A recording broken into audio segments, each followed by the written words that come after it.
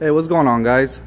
We just received a set of BC coilovers for this E55. It's a 2006 E55 AMG. So it comes with the airmatic suspension, which it's pretty much an air ride, and it's adjustable. But we decided we want to put coilovers just to get a little bit of a stiffer feel and a little bit better handling. So let's get to it. We're going to try to record and show you guys what's involved in converting your system from airmatic, from air suspension, to coilovers. First things first, we're going to go ahead and open up the box, see what's in it.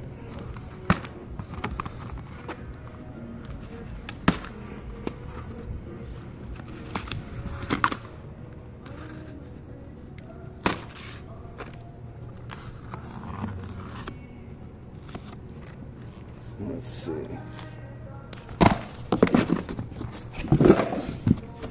Nice.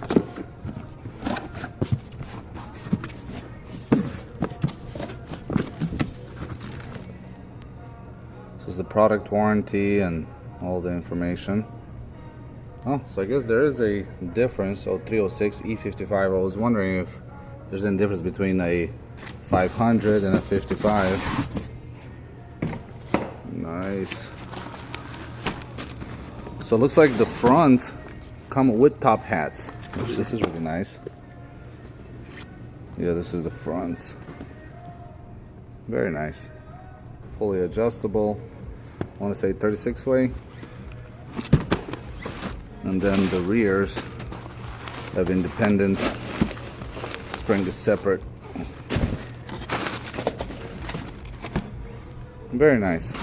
I'm happy that it comes with top hats.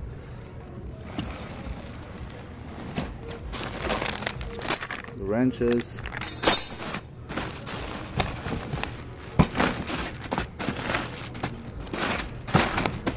Alright, let's go ahead and put the car on the lift, and then we'll take the wheels off and start the disassembly. Alright, so we got the car up in the air and we removed all four wheels. And you get to see the air shocks. So this is a Continental.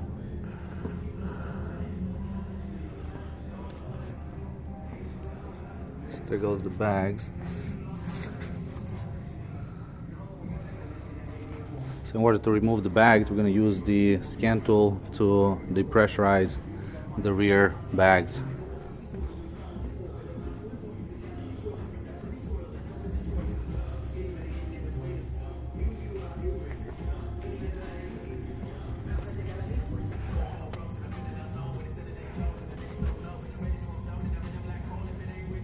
These are R-nuts. Alright, so we're started with releasing the air from the rear bags. The rear bags are pretty much going to be inflated, and if they're good and you want to keep them, you definitely don't want to puncture holes or whatever to release the air. So what we're going to do, we disconnected the line. I have a little tool that I've made many years ago that I still use. Pretty much a size 10 socket that's cut up, so it can fit around the airline, and it works really well for me, so I've just kept it. But yeah, I use that to remove the airline from up here. And then we have a plug. The plug connects to a valve, and it actuates the valve to open and release the pressure.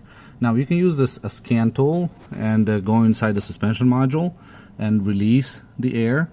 If you don't have a scanner, it's a 3-wire plug, and you can just give positive and ground to that valve, and the valve will open and will release all the air. So that's what we're going to do now. Alright, so I got the battery box hooked up, positive there.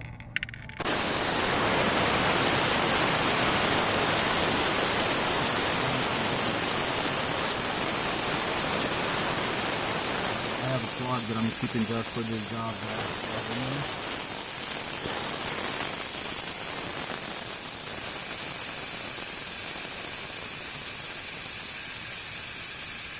Perfect. Now it's gonna be easy to work on. The whole system is not gonna be under tension. All right, we disconnected the driver's side bag. Got the positive terminal. Excuse me.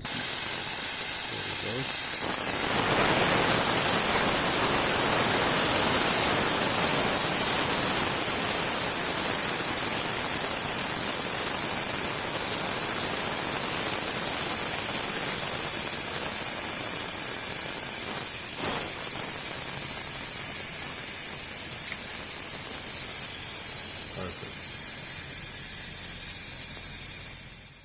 So the top of the shocks, we have to disconnect them, and we're gonna remove them from the trunk behind the carpet back over there. That where the top of the shock themselves, not the airbags, but the shock is located back there. So one on this side and one on that side. So we're gonna go ahead and remove them. All right, so we got the driver's side exposed. It's a size 16 nut, and you can see when you turn, the entire shock turns, so you gotta hold the top like so.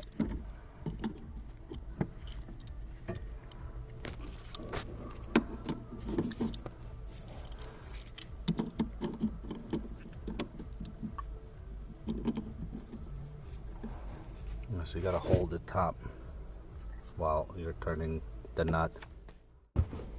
Alright, and then it comes off pretty easy.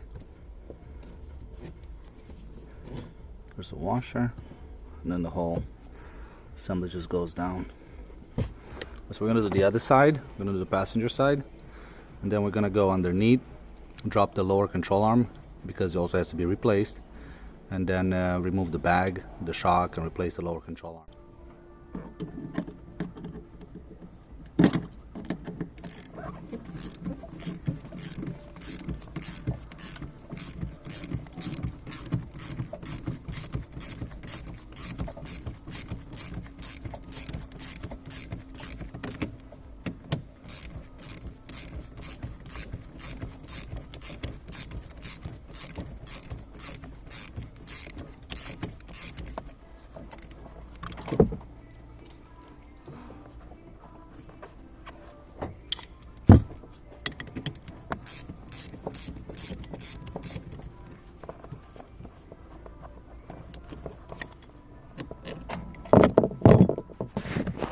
Alright, pretty simple. Alright, so next step will be the control arm.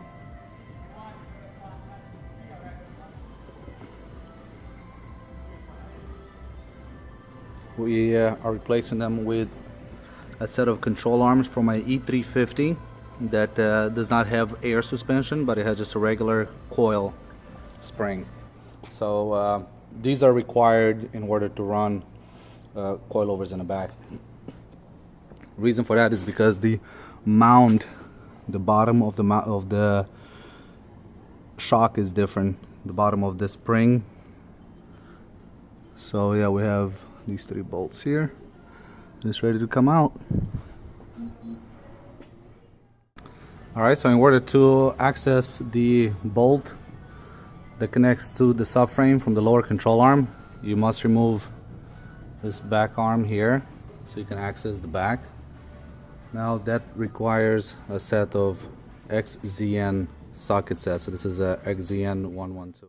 Okay, so the rear lower control arm bolt, where it connects to the subframe, when you try to back it out, it touches the exhaust. So what you want to do, you want to pop out the hinges. I'm sorry, not the hinges, the brackets, the rubber exhaust rubber hangers.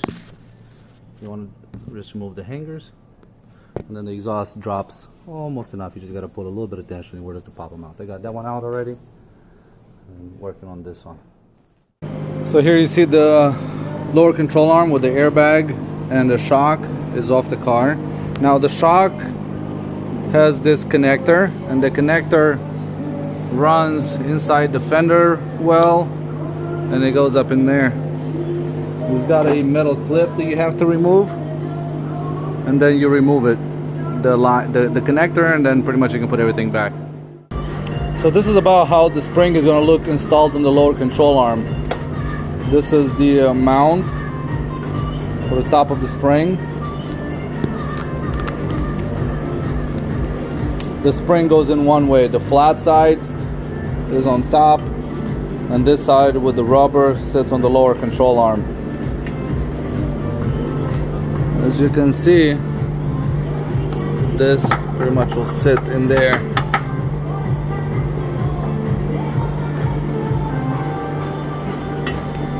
Just like so. It is adjustable by turning these lower mounts. You can lift it or lower it. They came pre-adjusted from factory. Now I don't know if it's gonna sit high or low. We're just gonna have to install it. All right, so what we need to do, we need to connect the lower control arm to the spindle first, and then put the spring in it, and then the shock, and then start lifting it up. All right, so we mounted the lower control arm with this bolt. The shock, we're gonna reuse the bolt from the aromatic piece from the aromatic shock, and then the spring sits inside. You gotta turn it until it stops. The top mount, so the top mount goes up in here. We can keep this old piece. So now we just pretty much gotta lift it up and match the holes. All right, so we got pretty much all the bolts in. You can see the spring for the mount. We have to tighten the bolt up top. We're gonna have to zip tie the airline and the connector. Zip tie them out of the way. I don't like to cut, just in case in the future anybody ever wants to revert back to air ride. It's still possible. Nothing's cut, nothing is altered. Yeah, so we're making progress. Alright, so we got the passenger side installed. One thing that you want to make sure that you do is when you tighten the suspension bolts, make sure that the suspension is compressed, or it's loaded, or it's in the driving position, because you don't want to tighten bushings and control arms in a unnatural position, because you pretty much are going to be affecting and you're going to wear out your bushings and everything a lot faster. This is how it looks bolted up. Alright, next we're going to start with the front. So in the front as well we have air connection, air line, and then we have a plug back here, so we're gonna have to disconnect the air and the connector. Then we have to disconnect the upper control arm, the plug, it's not a lot of light, the connector for the shock, and the bottom mount right over here. I got the wheels put on in the rear. As you can see, it doesn't drop as much when you lift the car.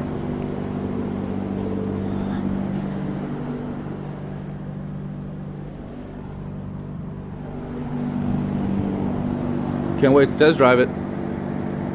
So let's get started with the rear. Alright, so we disconnected the upper control arm from the spindle. Make sure that nothing sits under too much tension, like the brake line or the ABS sensor. So next we got to take the lower bolt for the shock, and it's ready to come out. Same on this side. Also, don't forget the connector. It goes under the fender liner. So we have removed both front shocks. They were still good. They're actually fairly new. 2016 and 2017 R-nuts. They worked really well, but there goes the new coilovers, the fronts. Actually 30-way adjustable. We also want to make sure that height wise they're set to be the same. We want to do whatever adjustments we can do while it's off the car, just to be a little easier. So make sure the dampening is the same, and they are pre-adjusted. The preload is adjusted, so you don't want to really tighten the spring too much. In order to lower it, you would just thread the shock into the body of the shock. So you would just loosen from here and thread this into the body more. So yeah, let's go ahead and put them on. So we got the coilovers bolted up. See the top? We just have to put some load on the suspension and tighten the bottom bolt.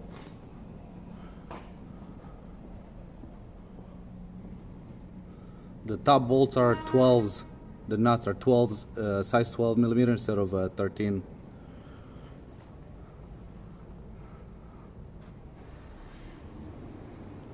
Alright, time to tighten everything up and lower the car.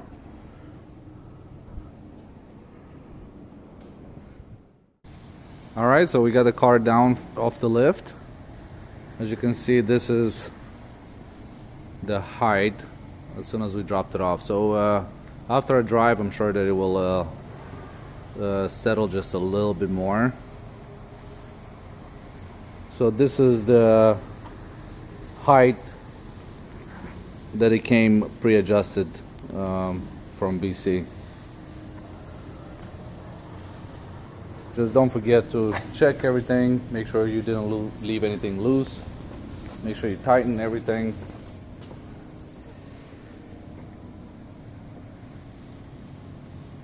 So we're gonna hook up the computer and we're gonna go ahead and coat out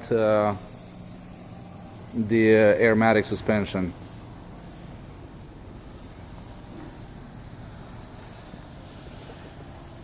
Right now we have a gray error that says airmatic visit workshop. Alright, so we connected our system to the car, and in order to coat out and not have any errors on the dash for the suspension, we're going to go inside the instrument cluster. We're going to go to control unit adaptations. We're going to choose the year for this car, production date. I'm going to go to variant coding, special equipment.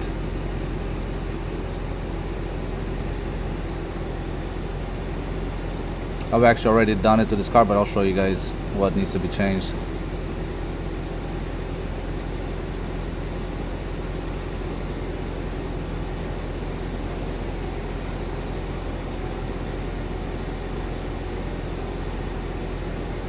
So if you see here, partial air suspension used to be set to present, and I just set it to not present, and then you just there's going to be a button here, F5, to write it to the cluster, and then you hit F3 and it changes the settings and deletes the air suspension from the cluster. So the cluster is pretty much not looking for it anymore. So we're going to back out. Let's go take a look.